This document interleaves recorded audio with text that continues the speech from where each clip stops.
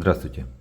Сегодня мой рассказ об изображении самолета на линейке банкнот голландской Ост-Индии выпуска 1943 года. И на самом деле сегодня это будет именно рассказ, потому что в отличие от нескольких предыдущих роликов, где я что-то рассматривал, сравнивал, предполагал, здесь по данному изображению все абсолютно понятно и достоверно известно. Есть и оригинал фотографии, с которой была сделана эта гравюра. Есть информация о самом самолете, вплоть до того, что достаточно легко установить его бортовой номер.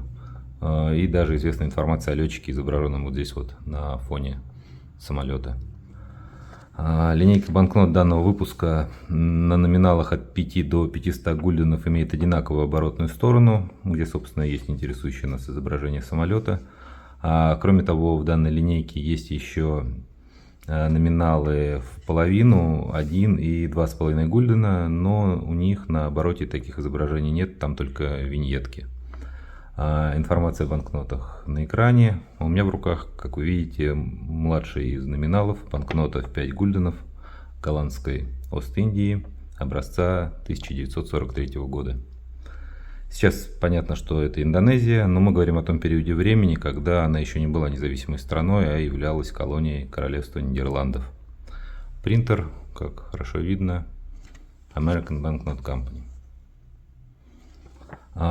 После начала Второй мировой войны Королевство Нидерландов озаботилось обновлением парка своих самолетов для своих военно-воздушных сил и в октябре 1939 года заказало в США партию из 24 истребителей Curtiss Hawk модели 75 модели, модификации 75А7, то есть специально модификация под этот заказ для Голландии. А вообще 75-я модель это название экспортного варианта известного американского истребителя Curtiss Hawk P-36. Партия самолетов была готова в 1940 году, и в какой-то момент они уже почти были направлены в метрополию, но Нидерланды именно в это время были оккупированы Германией, поэтому партия истребителей в итоге была направлена в колонию, голландскую Ост-Индию. Они прибыли туда в мае 1940 года и были включены в состав военно-воздушных сил Королевской голландской Ост-Индской армии, где впоследствии принимали участие в боевых действиях против Японии в период с декабря 1941, с момента начала войны с Японией, по начало марта 1942 года. Ну и на самом деле можно сказать, что в целом служба данных самолетов была и недолгой, и не очень удачной.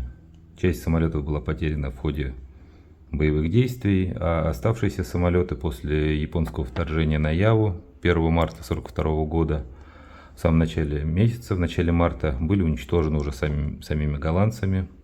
Ну а уже 8 марта 1942 года голландские войска капитулировали перед Японией. Фотография, взятая за основу изображения на банкноте, вот этого, была сделана в 1940 году в рамках серии фотографий, использовавшихся для создания пропагандистских плакатов для вербовки летчиков, ну и вообще персонала для военно-воздушных сил Королевской голландской Ост-Индской армии. Я смог найти 3 фотографии из этой серии, в том числе на плакатах вот этих пропагандистских, и в вариантах на английском и на голландском языках. Пожалуйста, посмотрите, вот они. Я предполагаю, что таких фотографий в этой серии могло быть больше, но я, к сожалению, не смог найти. Ну, очевидно, что это фотографии сделаны примерно в одно время, там, с одинаковых похожих ракурсов и так далее.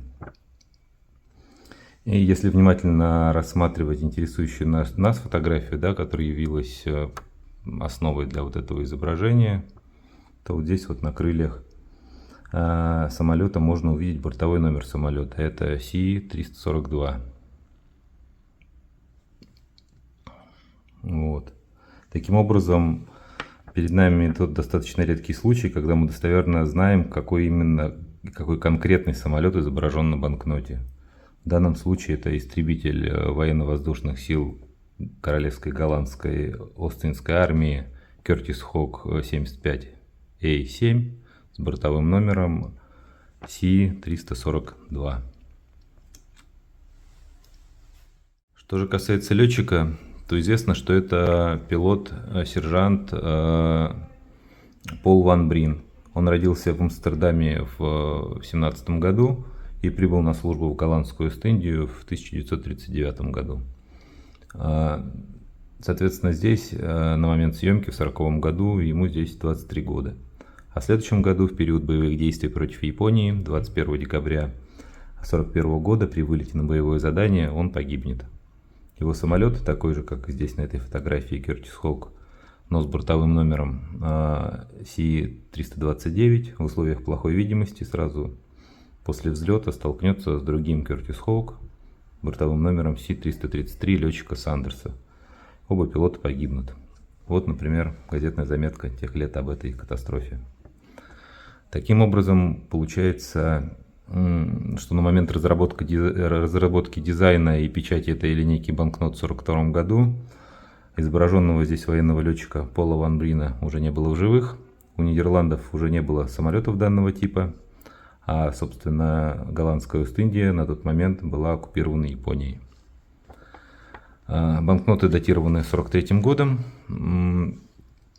однако фактически вводились в обращение по мере освобождения территории страны от японской оккупации в течение 1944 и 1945 годов.